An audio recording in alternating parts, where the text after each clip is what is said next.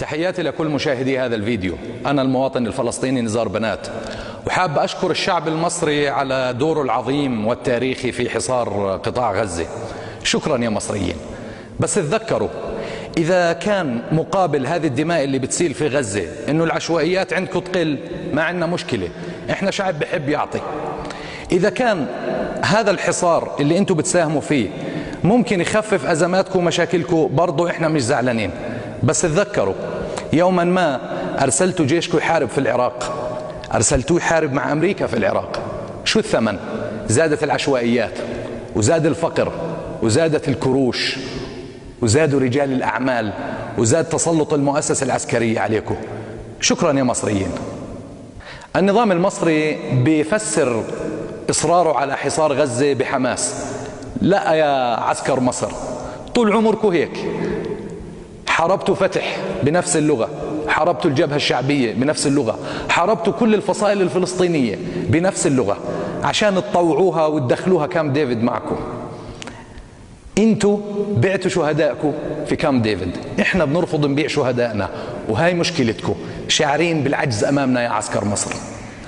عسكر مصر ما بيعرف يحكم مصر الا باختلاق ازمات واختلاق مشاكل عشان يلهي الشعب المصري. مرة مشكلتكم السودان، ومرة مشكلتكم ليبيا، ومرة بدكم تعملوا حرب على الجزائر عشان مباراة كرة قدم، واليوم حجتكم حماس. يعني الجيش المصري والعسكر المصري زي دون كيشوت يقاتل طواحين الهواء، واليوم حجتكم غزة. لكن بتحاولوا تسلخوا الشعب الفلسطيني. احنا مش مشكلتنا مع الفلسطينيين، مشكلتنا مع حماس. لا، مشكلتك مع كل الفلسطيني يا عسكر مصر، لانه عسكر فلسطين عمل صواريخ وعمل طيارات استطلاع بلا طيار، وعماله بقاوم حتى باللحم الحي. انت يا عسكر مصر شايف حالك امام غزة هيك حجمك، مش خجلان يا عسكر مصر لما تحكي انه حماس تتدخل فيك وانت اللي فاضحنا بالجيش العظيم والمخابرات ورأفت الهجان؟ اختشي شوية، اخجل يا عسكر مصر. انت طول عمرك تتدخل في شؤوننا. ذهب رئيسك المقبور أنور السادات ووقع كامب ديفيد وباع مصر. ليه مصرين تبيعونا معكم؟ بعتوا بلدكم وشهدائكم في كامب ديفيد، مع السلامة، احنا ما بدنا نبيع. شكرا عسكر مصر. الإعلام المصري يشكل حالة الرأي العام التي تضع الجمهور في مناخ أزمات الدولة. يعني توفيق عكاشة مش ظاهرة استثنائية، لا، توفيق عكاشة يخاطب شريحة السخفاء، وهناك أكاديميين مصريين ودكاترة جامعات ونخب. طبعا كل هاي النخب بتزور التاريخ والجغرافيا وبتبيع كل مصر ب500 جنيه بس. عكاشة مش ظاهرة فردية، عكاشة يعمل ضمن منظومة تريد للمصري أن يخدر عواطفه وأن يخدر عقله أمام ذبح الفلسطيني. يريدون من المصري أن يستمتع بدوره الخائن. مش المصريين الخائنين، حكومتهم وعسكرهم، هؤلاء هم الخونة.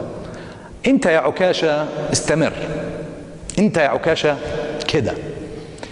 عندنا في فلسطين في تقليد قديم، زمان لما كان الواحد يشتري عربية جديدة أو يشتري بيت جديد كان يعمل حرز عشان يرد عنه العين، فكان يعلق عليه على العربية جزمة قديمة. انت يا عكاشة الجزمة اللي حترد العين عن مصر. استمر يا كبير، اوعى توقف، خوف مصر تتحسد. واذا كان ولا بد عاوز تتعالج من الهبل اللي انت فيه، روح عندي حظابط عبعاطي، مش هو عالج الايدز بالكفتة، يمكن يعالج غبوتك بالمهلبية. الشعب الفلسطيني لا يرى مصر في عكاشة ولا في السيسي ولا في هؤلاء كلهم. الشعب الفلسطيني يرى مصر في جون جمال الشهيد السوري الذي نذكره وأنتم لا تذكرونه. الشعب الفلسطيني يرى مصر في عيون سليمان خاطر. الشعب الفلسطيني يرى مصر في الفدائي السوري سليمان الحلبي الذي قتل كليبر. الشعب الفلسطيني يرى مصر في القائد العظيم سعد الدين الشاذلي وفي القائد العظيم عبد المنعم رياض الذي استشهد في قواعد الفدائيين. أما ما يطفو على السطح فلا نراه، لأنه سيخرج من التاريخ قريبا. لا تبيعوا مصر بحجة أنكم قدمتم شهداء. كل الشعوب التي أرادت أن تتحرر قدمت شهداء. الشهداء المصريين سقط معظمهم بسبب غباء قيادتهم. في سنة 1948 نحن لم نقل لكم تعالوا وحاربوا بصفقة أسلحة فاسدة. في سنة 67 نحن لم نكن مسؤولين عن أخطاء عبد الحكيم عامر. لا نريد أن نفتح دفتر التاريخ لأنكم أغلقتموه وحولتموه إلى دفتر شيكات.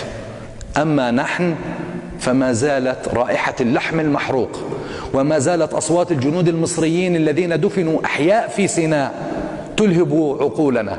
إحنا اللي حناخد بحق الشهداء المصريين، بحق شهداء مدرسة بحر البقر. أما أنتوا حششتوا خلاص. الله يعينكم على مشاكلكم. شكرا شعب مصر.